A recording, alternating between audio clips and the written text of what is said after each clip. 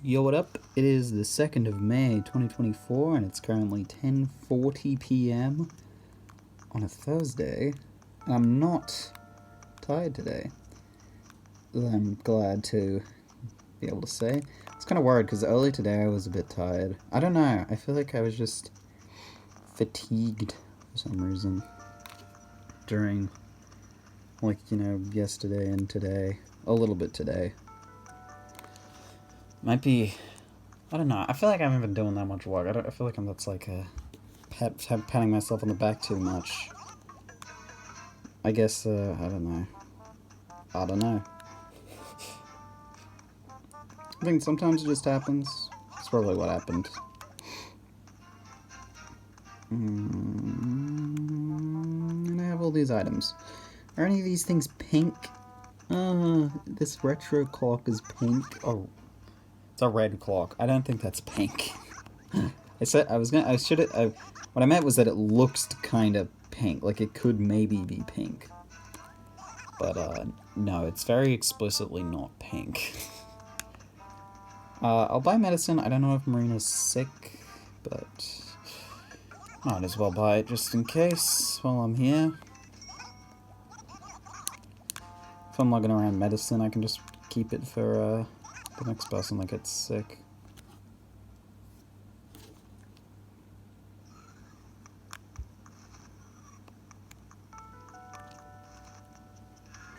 Well, let's check out the clothes store. Looks like everything's here. Yeah, this is all stuff I've got already. Have we got lore today? Oh yeah. What's up?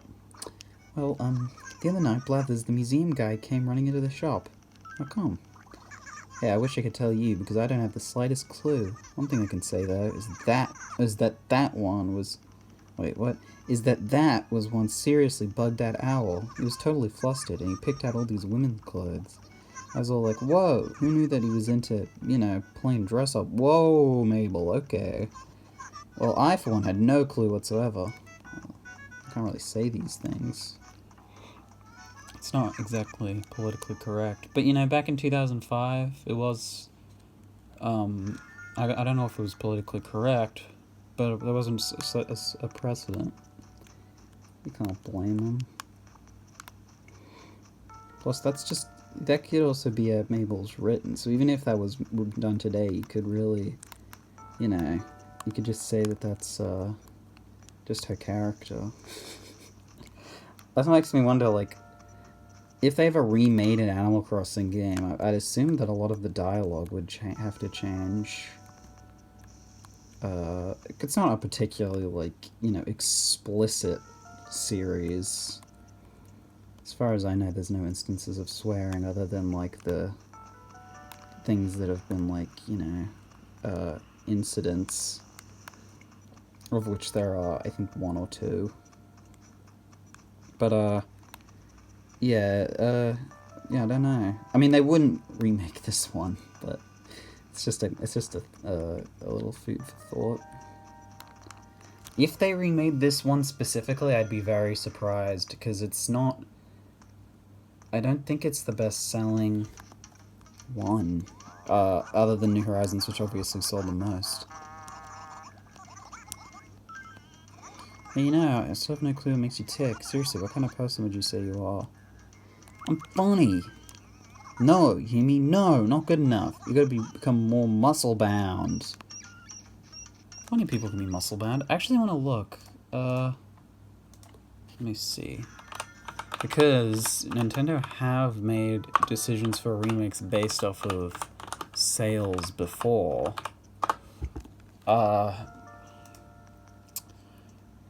Quite notably that they did, a remake of Mario and Luigi Superstar Saga. And then after that, they did a remake of not the sequel, which was Partners in Time, but they skipped Partners in Time straight to, I believe, Bowser's Inside Story. That was it. And that was done, I mean, presumably, they never outright admitted this, of course. Presumably, it was done because of Bowser's Inside Story having better sales. which ended up being a kind of poetic irony, or not poetic, whatever the term would be for this, because that Bowser's Inside Story remake is one of the worst selling Mario games of all time, particularly because it was released like as the Switch was picking up, and also it was marketed horribly and was not stocked very well at all. Fun little thing. How about we water our flowers together sometime? You don't think that's weird or anything, do you? Or do you? You do, don't you?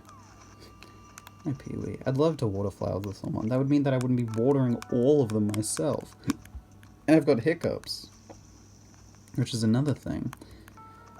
I mean, looking at the sales here, so Wild World did sell the best before New Leaf came out. Wait. Oh, yeah, okay. So, Wild World, so the ranking is this. In fact, I can order it. So the best is New Horizons, which, you know, obviously. Then the second best was New Leaf. Then the third best is Wild World.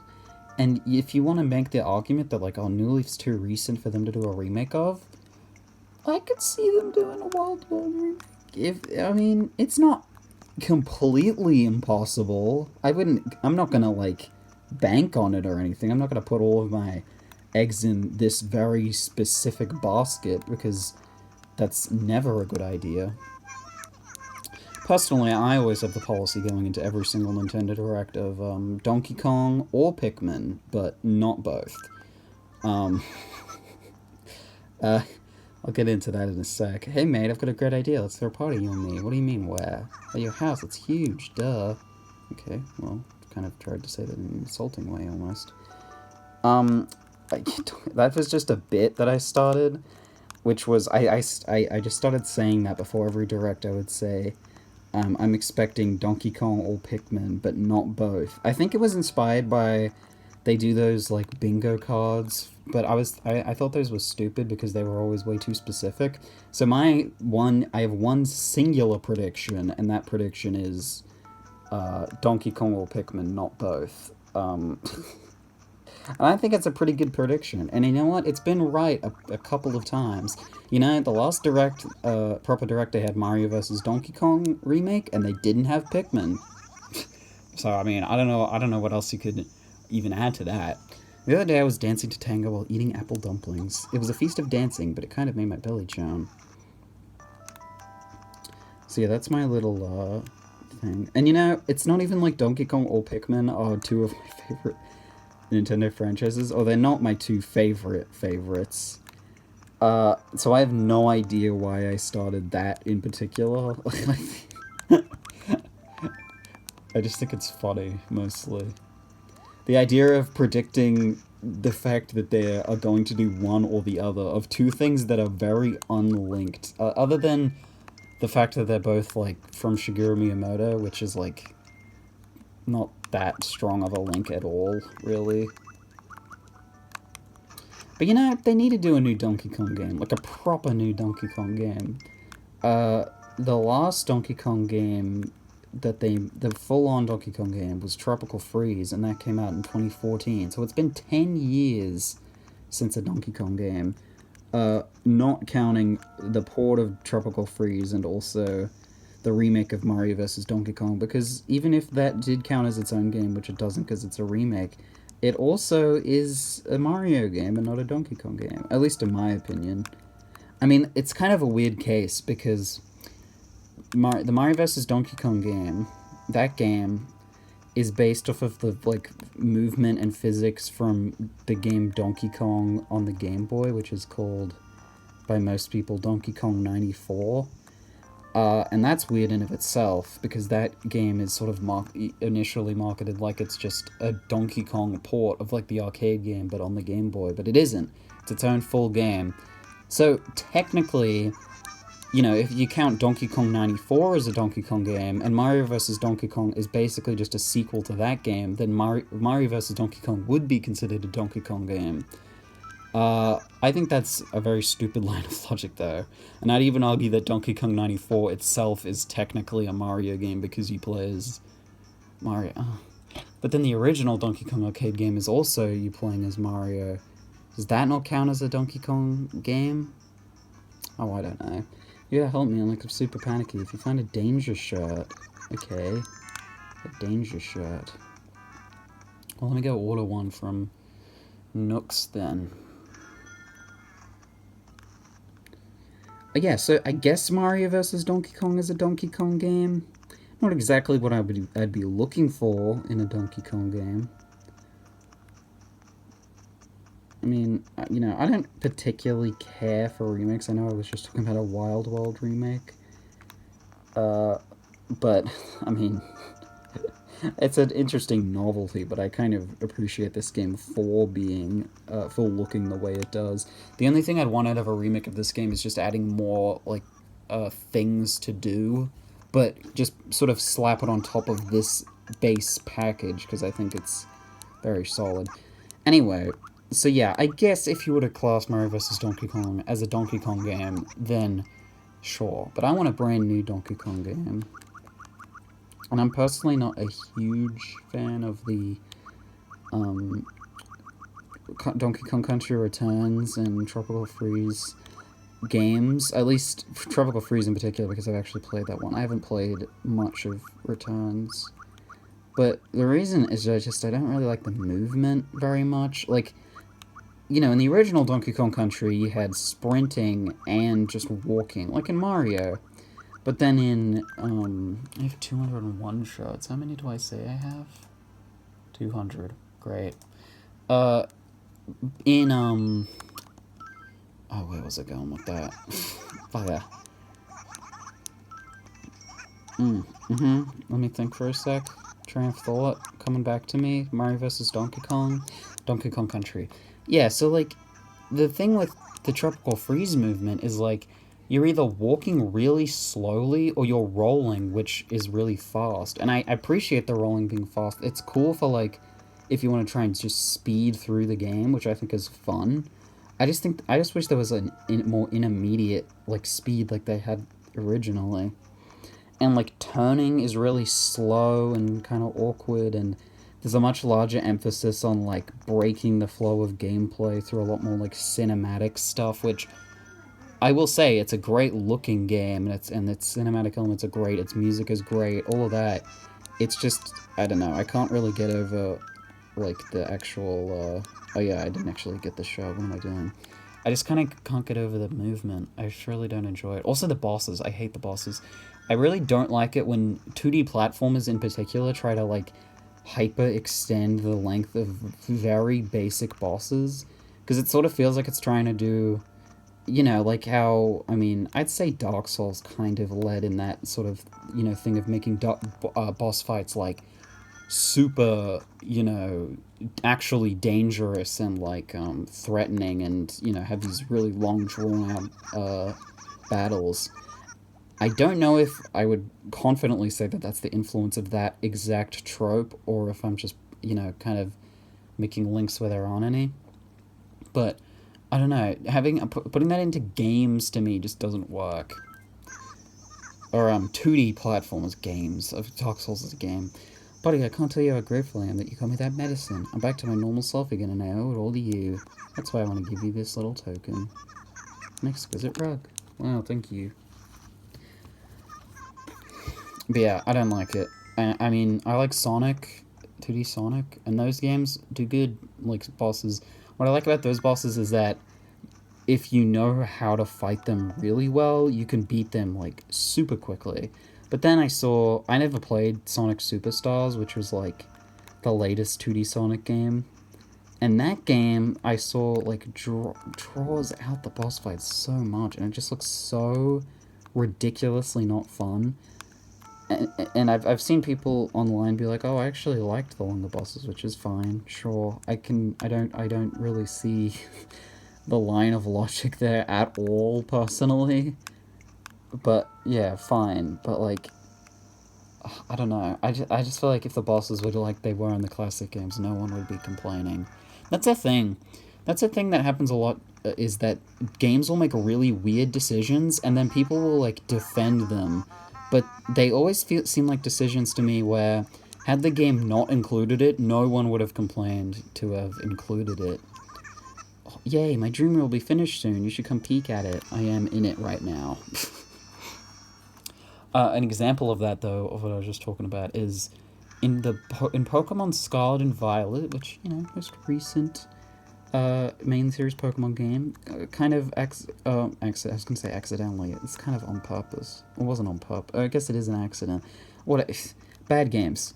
Now, I guess for background information, if you know anything about shiny Pokemon, which are special variants of Pokemon that are a recolor version, usually come alongside a sparkle animation and a special sound.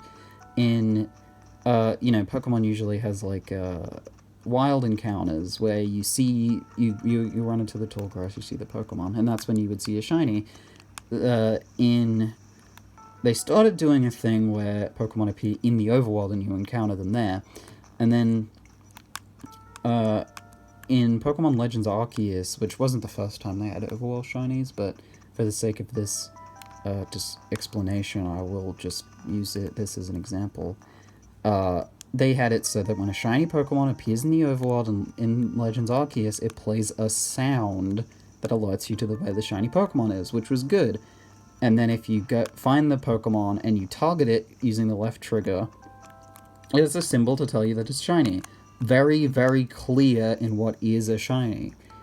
And then in Scarlet and Violet, they didn't do that. If a shiny appears, it just is shiny, and you just have to look at it, which sounds, you know, just look at it. But the problem is that two things, both the lighting, which can be very weird in Scarlet and Violet and make certain Pokemon look very similar to their original forms, and the other thing is that there's some shiny Pokemon just look like the original forms, just inherently, which makes it very annoying to try and find a shiny in that game, because you're constantly... for me personally, I'm constantly looking really closely at every Pokemon to see if it's shiny or not, which I don't find fun at all. I'd rather just, if the shiny appears, that's the moment, you know? As soon as it appears, you should know it appears, because it makes its presence known. That was the whole point of them, you know, when they first, you know, were introduced. Let's talk to Hugh real quick. I've wanted to show to you in particular. He's talking about a letter. Catch a bug, Hugh? They always say, take care when you leave the doctor's office, but if we did, they'd be broke. Conspiracy theorist. Well, I mean, I was thinking about, like, the government and stuff. I don't really understand, but I love getting mail. But, so yeah, they didn't have any indication for shiny Pokemon, including even if you view the Pokemon using the left trigger. The only way to tell if a Pokemon's shiny is two things, is to either encounter it, which if you were doing that for every Pokemon you suspected was shiny, you would be encountering a lot of Pokemon. And the other thing you can do is, there's this, like, thing that lets you send out a Pokemon into the overworld, and it, like, defeats Pokemon for you, but if it's shiny, it won't kill it. That's the main method people use. But I thought that was really lame that they did it like that and reverted a pretty good addition to Legends Arceus. But I saw people defending it in, like, the stupidest ways imaginable, and I just thought, like, this is so stupid. Because I can't imagine anyone would actually think to make that complaint had they just had the sound or a visual indicator in the first place. It just seems like something that people started defending because other people were rightfully attacking it. But whatever, that's a thing for another thing. Care for a cup of Java to pick you up? It's 200 bells. What blend would you like? The usual. I wish I could select my blend. That's a thing in future games. Cool. I've got the specialized blend today, but it turned out a little differently.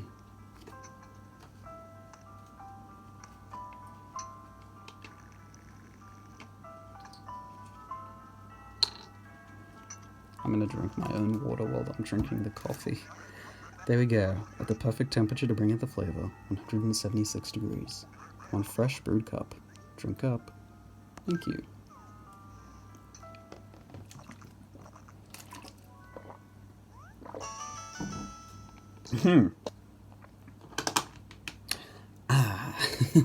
It is a rich, earthy scent that warms my entire body.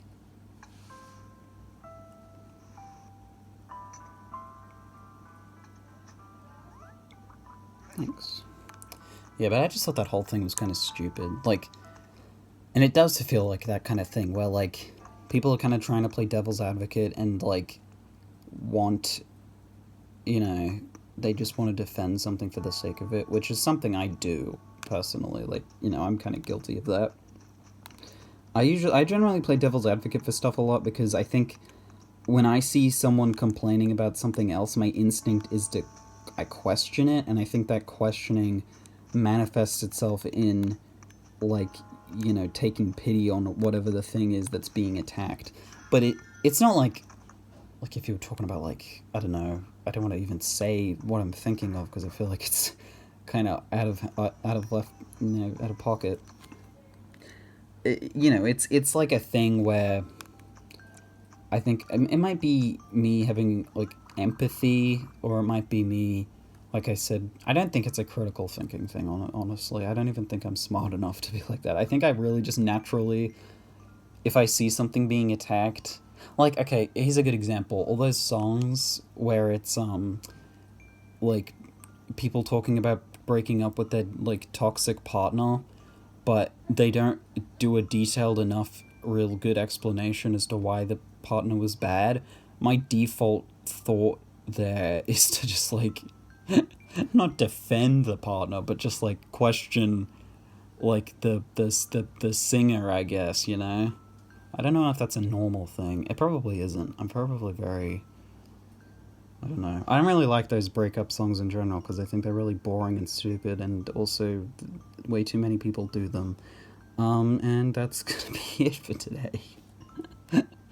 Good way to end it. Talking about something I hate.